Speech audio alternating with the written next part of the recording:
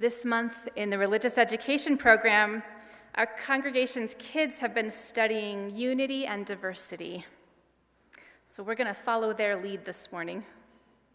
The children started with Unitarian Universalism's 7th principle, respect for the interdependent web of all existence of which we are a part. Each part connected with the others.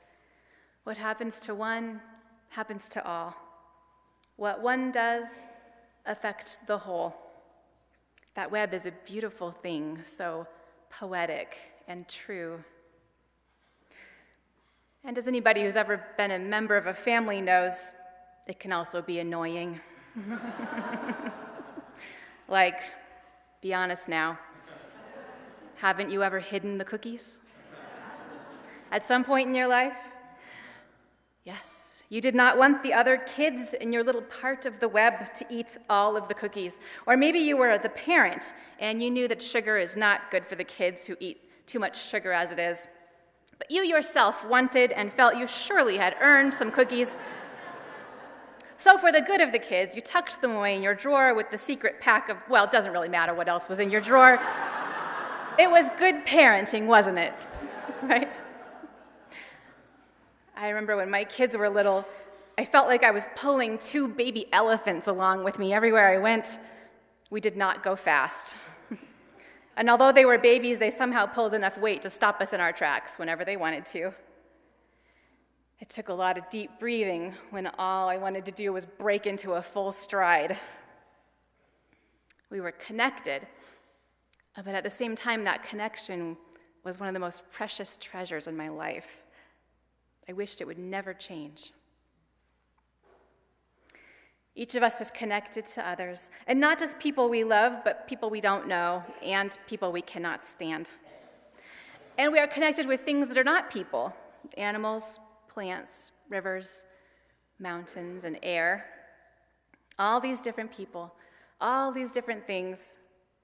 Diversity is the essence of existence, and so is unity. That's what our 7th principle is about, the diversity of existence and the unity of all existence. The concept of unity and diversity is as old as religion itself. Earth-based indigenous traditions have long recognized it, and so do other great traditions, Eastern and Western. Hinduism and Buddhism include the story of Indra's net, a vast, sparkling net that hangs in the abode of the great god Indra. It stretches out as far as you could perceive, and farther.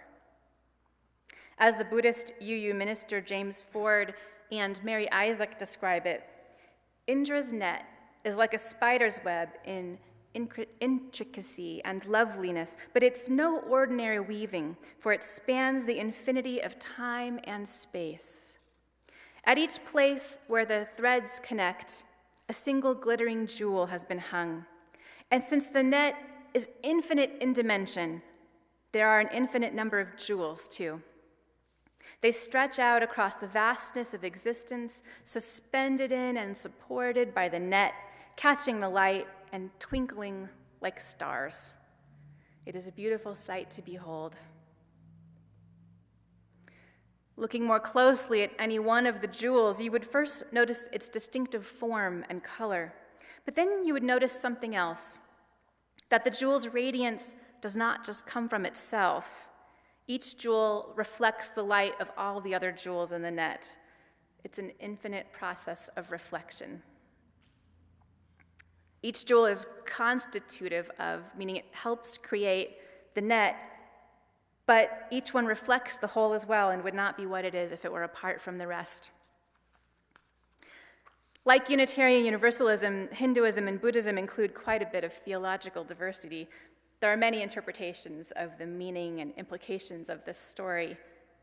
Yet the idea of unity and diversity underpins all the dharmic traditions, all the traditions founded on ancient Hindu and Buddhist teachings, such as Indra's net. The whole does not owe its existence to the parts that come together to form it. Rather, each part reflects the whole because the whole universe is contained within every object and being. We don't make it, we're made from it. From this notion comes the phrase namaste. The divine in me recognizes the divine in you. The very essence of being is expressed in each of us and in everything. In Indra's net, each jewel exists only momentarily, and then it's replaced by another, different expression of the whole. In this way, reality is being continuously created and recreated. The Judeo-Christian traditions have another set of stories, beginning with Genesis, where God says, "Let there be light." In one of my favorite takes on Genesis, the writer Austin Hartcutt describes the diversity of creation with special attention to the unspoken details. The ancient Israelites tended to describe their world in binaries, Hartcutt writes: light, dark, water, land, male, female.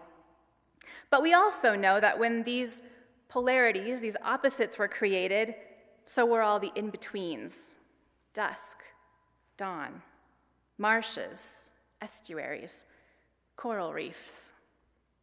And as Austin Hartcutt can personally testify, people who do not identify with just one gender. Sometimes conservative Christians point to Genesis as proof that God does not want people to be transgender because the text says male and female, God created them.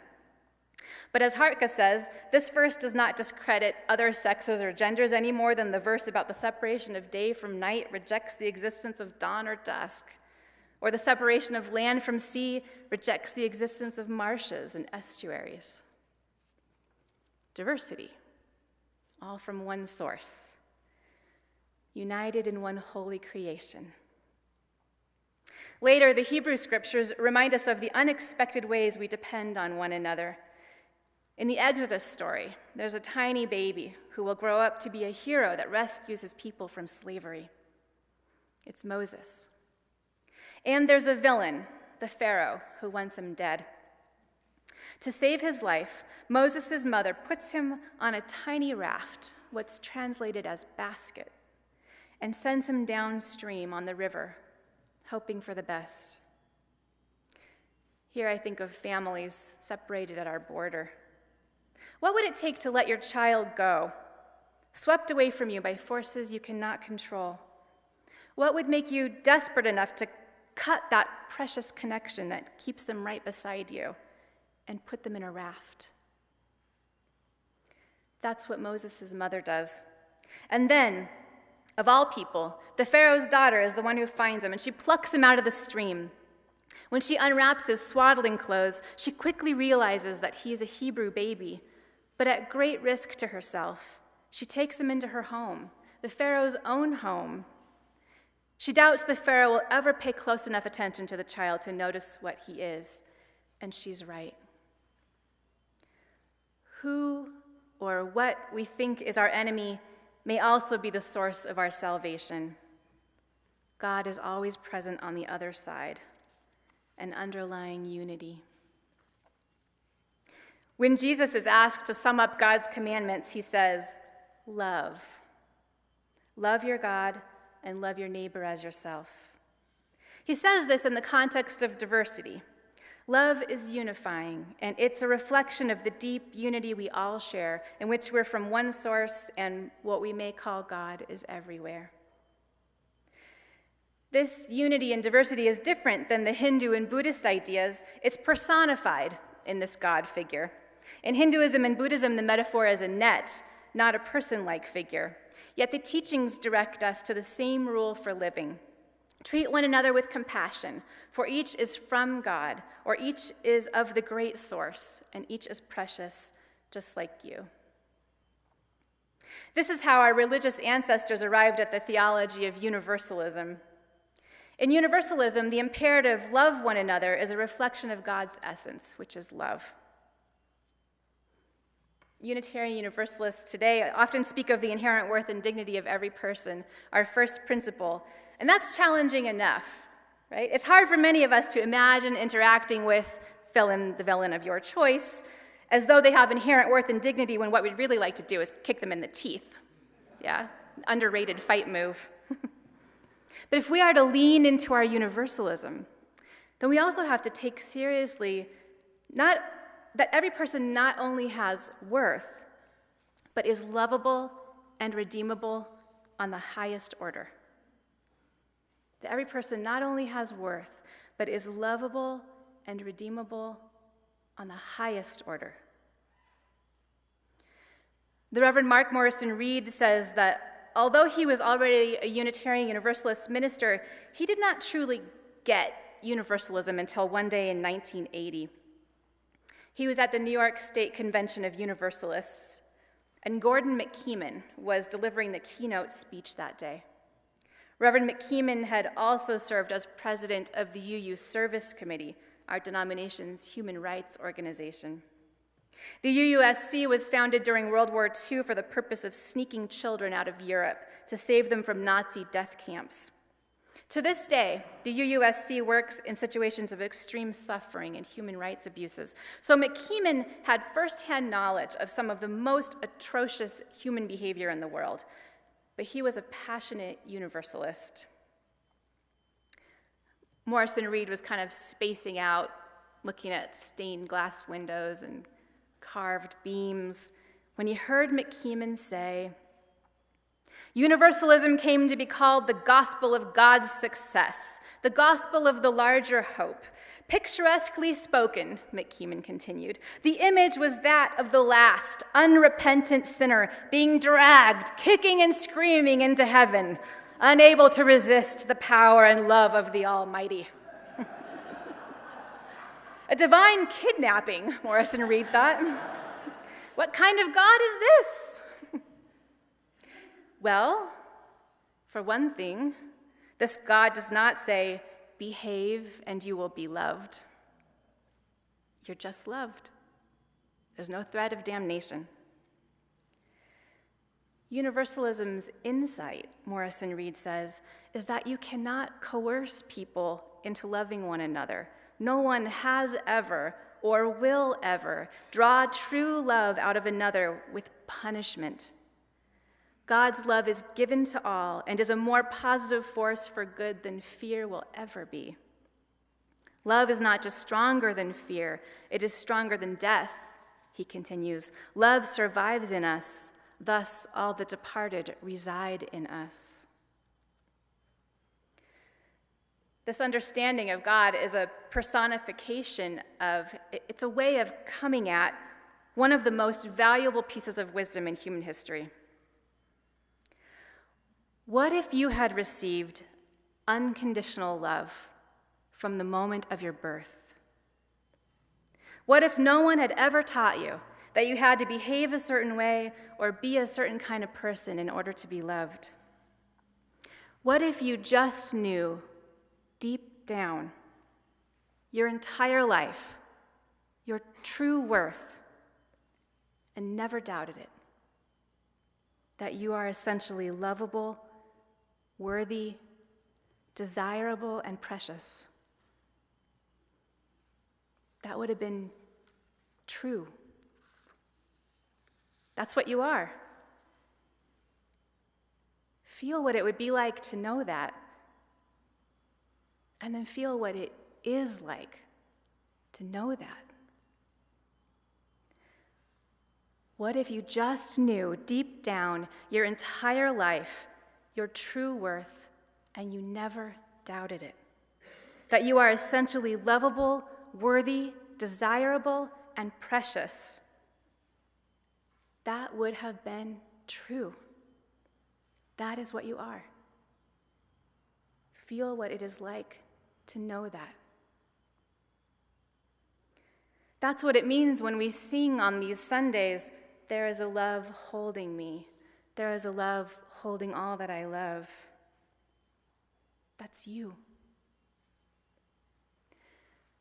Let that sink in, and then tell me, now how will you live?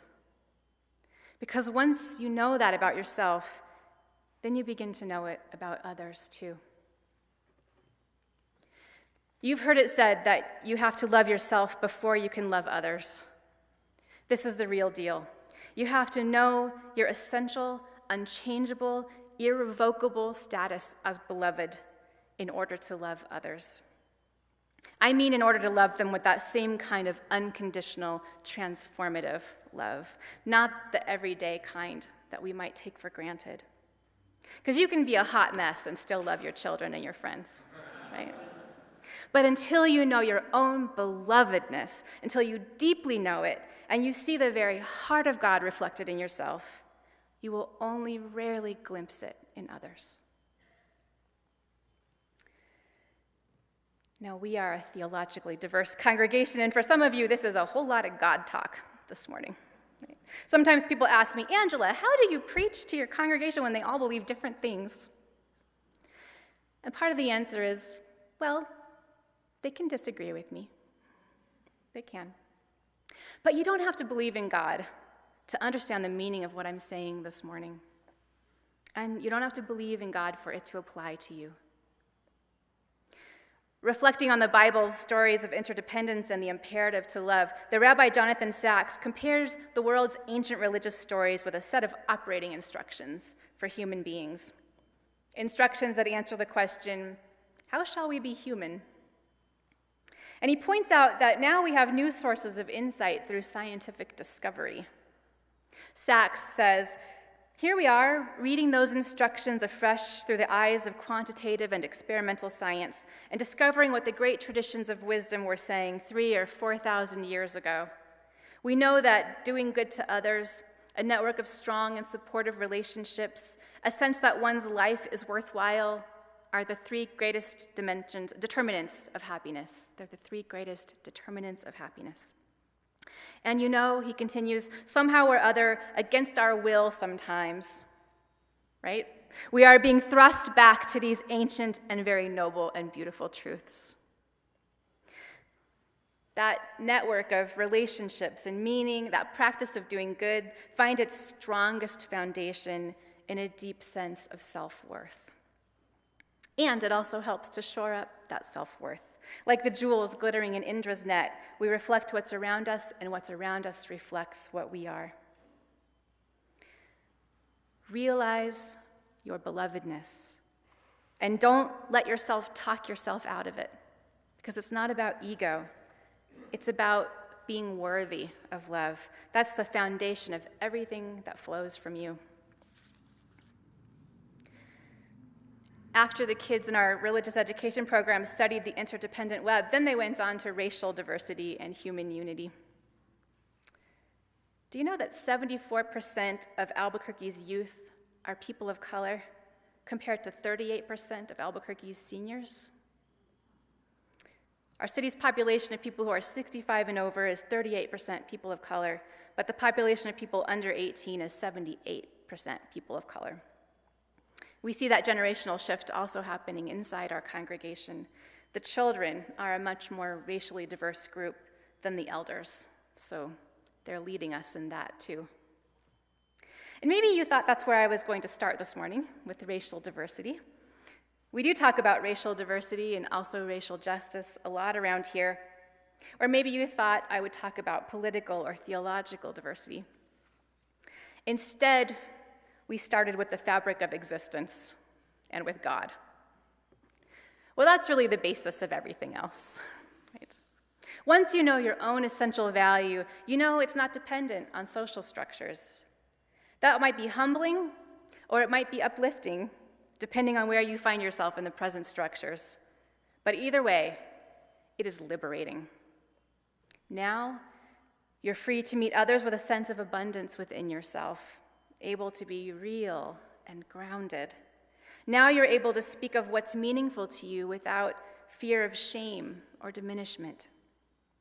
Now you're free to share your own vulnerability, especially where power has been imbalanced, especially where you've been in a place of privilege and power.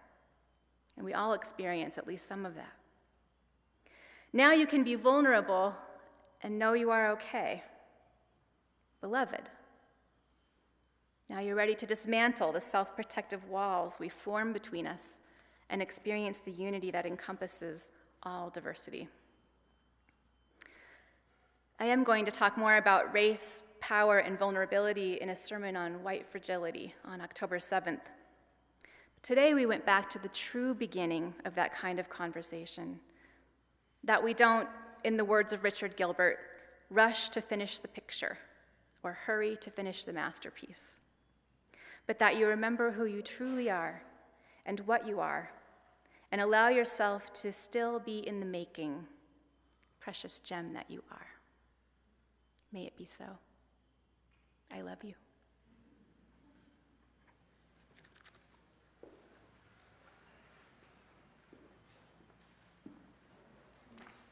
Please rise for our closing hymn.